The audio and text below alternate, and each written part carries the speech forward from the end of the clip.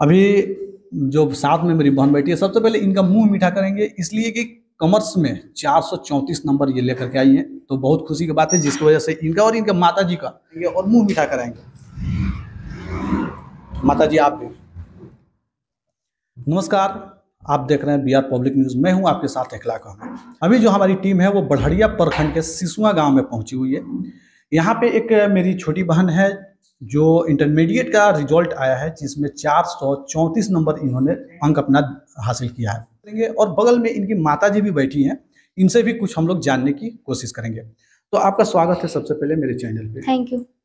आप सबसे पहले बताइए कि आपको रिजल्ट जब देखी तो रिजल्ट आपने देखा था कि आपके फैमिली वाले ने देखा? मेरा छोटा भाई देखा था, वही चेक किया, तो वही देखा था, वही चेक किया, वही बताया हमको। जब आपको जानकारी हुआ कि आपका मतलब एग्जाम में 434 नंबर आया है, तो आपका रिएक्शन कैसा था? ठीक था, खुश थी। उसके बाद आप सबसे पहले किसको बताएंगे? मम्मी को। मम्मी मम्मी भी का बहुत रिएक्शन खुश कैसा? हुई, मम्मी भी बहुत खुश हुई। उसके बाद हम पापा को बताया, पापा भी खुश थे। पापा भी बहुत खुश थे। हाँ। आपका सिलेबस क्या क्या था उसमें? Accountancy, business study, economics, Hindi और इंग्लिश। ये अकाउंटेंसी में आपका कितना मार्क था? 90। आखिर में आपने तो 10th किया होगा, तो मैथमेटिक्स से किया होगा, जाहिर सी यस बात, सर। सबको जानकारी हाँ है। हाँ।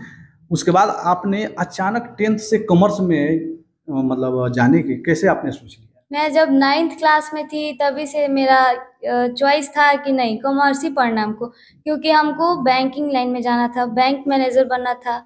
तो जिसके जिसके कारण हम सोचे नहीं, कॉमर्स ही पढ़ना हमको। इंटरेस्ट था कॉमर्स में ही। मतलब पहले से ही आपको 9th पहले से से ही ही आपका था। माइंड सेटअप था कि हमें कॉमर्स फील्ड को ही चूज करना है, हमको बैंकिंग में जाना है। Yes sir. तो ये मतलब कैसे आपके जहन में आ गया कि हमको कॉमर्स में ही पढ़ना है, बैंक मैनेजर ही बनना है? मतलब किसी को देख करके आपके अगल बगल या बैंक में आते जाते समय? बैंक में आते जाते समय लगा कि नहीं, हमको भी यही करना चाहिए। इंटरेस्ट जगा कि देख के लोगों को कि नहीं, है, मेरा भी इंटरेस्ट था, बैंक में ही था। बैंक 10th करके जब भी कोई कॉमर्स फील्ड में घुसता है, एंट्री करता है, तो उस वक्त उसको बहुत सारे परेशानियां होता है। उसको सिलेबस समझ में नहीं आता है, यस। कुछ भी समझ में नहीं आता। उसको समझने के लिए बहुत बारीकी तरीके से ध्यान देना होता है, यस। अच्छे टीचर्स को पकड़ना पड़ता है। तो आपको मतलब कितने दिन इसके बारे में थोड़ा कन्फ्यूजन रहा, या टीचर वैसे मिल पाए, तभी आपने कहीं ना कहीं इतना फास्ट आपने रिकवरी किया है, जिसके रिजल्ट आपके सामने है 434 नंबर? तो आपको भी परेशानी हुआ था जैसे अदर स्टूडेंट को होता है? हाँ, हुआ था। मैं इतना दूर जाने की वजह से, देख, बढ़िया में तो है नहीं कॉमर्स का कोई इंस्टीट्यूट, तो सिवान जाना पड़ता है हम लोग को, जिसके वजह से मैं 11th क्लास अभी नहीं पढ़ी हूँ। शायद पढ़ी होती 11th भी तो इससे बेहतर कर पाती। बस 1 साल 12th ही पढ़ के इतना कर पाई हूँ। तो होता है कि पूरा सिलेबस चेंज होता है, 10th का कुछ और होता है, बच्चे लोग जान नहीं पाते हैं, सब कुछ नया नया होता है, समझने में टाइम लगता है। लेकिन सब कुछ होने के बाद भी अगर बच्चा दिल से चाहे पढ़ना और समझना, तो कुछ भी हार्ड नहीं है। बिल्कुल आपने सही कहा कि अगर समझ करके पढ़ा जाए तो कोई भी चीज़ डिफिकल्ट नहीं होता है। और ये आप क्लास जो करती थी वो कहाँ से करती थी? सिवान कॉमर्स एकेडमी, जिसके डायरेक्टर हैं आर के मिश्रा। और हिंदी और इंग्लिश का क्लास हम ऑनलाइन करते थे एजुकेशन बाबा ऐप से। अच्छा, ऑनलाइन भी क्लास करती थी? हाँ, बस हिंदी और इंग्लिश का। तो ऑनलाइन आपको समझ में आता था? हाँ, आता है। अभी तो बहुत सारे ऐसे बच्चे हैं जो ऑनलाइन के नाम पे गार्जियन को धोखा देते हैं, कहते हैं कि मैं ऑनलाइन क्लास कर रहा हूँ, लेकिन हकीकत कुछ और होता है। तो ऐसा आपके घर वाले को कभी मतलब नहीं माइंड में आया कि कहीं हो सकता है कि मेरी भी बेटी ऐसे? नहीं, मेरे पेरेंट्स को यकीन है हम पे, और इतना यकीन हम भी बना के रखे हैं कि कभी कुछ ना लगे इन लोगों को। बच्चे लोग को समझना चाहिए, धोखा वो लोग माँ बाप को नहीं देते हैं, वो खुद को देते हैं। अपना फ्यूचर ना, अपना फ्यूचर खराब करते हैं। माँ बाप क्या करेंगे, ज्यादा से ज्यादा डांटेंगे, बोलेंगे, यही ना। फ्यूचर तो उन लोगों का खराब होगा, धोखा देगा सब तो। ये बात आपने बहुत बड़ी बोली है कि फ्यूचर वो अपना बर्बाद करते हैं, इसलिए कि माँ बाप का तो फर्ज है कि उसको हाँ। पढ़ाना है, जैसे भी वो डांट के मार के पीट के जैसे करना है पढ़ाना है। आप पढ़ रहे हो या नहीं पढ़ रहे हो वो तो आपके ऊपर डिपेंड करता है कि आप क्या करना है, क्योंकि फ्यूचर आपका रियलिटी फ्यूचर उस बच्चे का खराब होता है।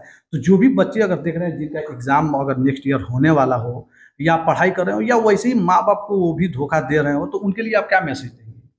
मैं यही कहना चाहूंगी, मेरे छोटे भाई और बहनों, माँ बाप को धोखा ना दो, तुम अपना फ्यूचर बना, माँ बाप यही चाहते हैं कि तुम अपना फ्यूचर बनाओ। तुम लोग पढ़ के या फिर कुछ अच्छा कर लोगे तो माँ बाप को कुछ नहीं मिलेगा, मिलेगा तो तुम लोगों को मिलेगा। तो मेहनत करो, इन फिजूल कामों में इधर उधर दिमाग को ना भटकाओ। यही टाइम होता है एक बच्चे के लिए कि अपना कैरियर कुछ बना सके, इसके बाद कुछ नहीं होगा।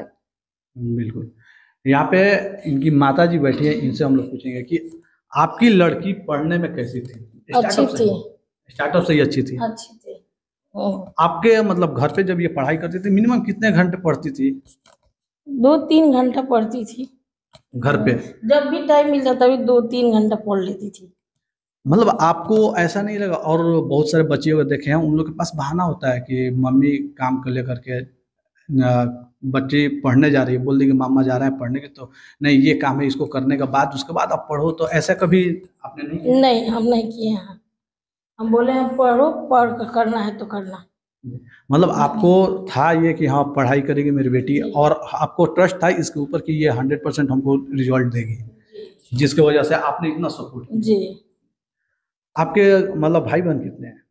मेरे से छोटा भाई है, हम लोग 2 बहन है। मेरी एक बड़ी बहन है, हम उनसे छोटे हैं, एक मेरा छोटा भाई है। जी। आपकी बड़ी बहन का करती वो साइंस स्ट्रीम से है, फिजियोथेरेपी करती है, उसका तैयारी करती है, मेडिकल फील्ड में। मेडिकल फील्ड में है। भाई क्या करता है?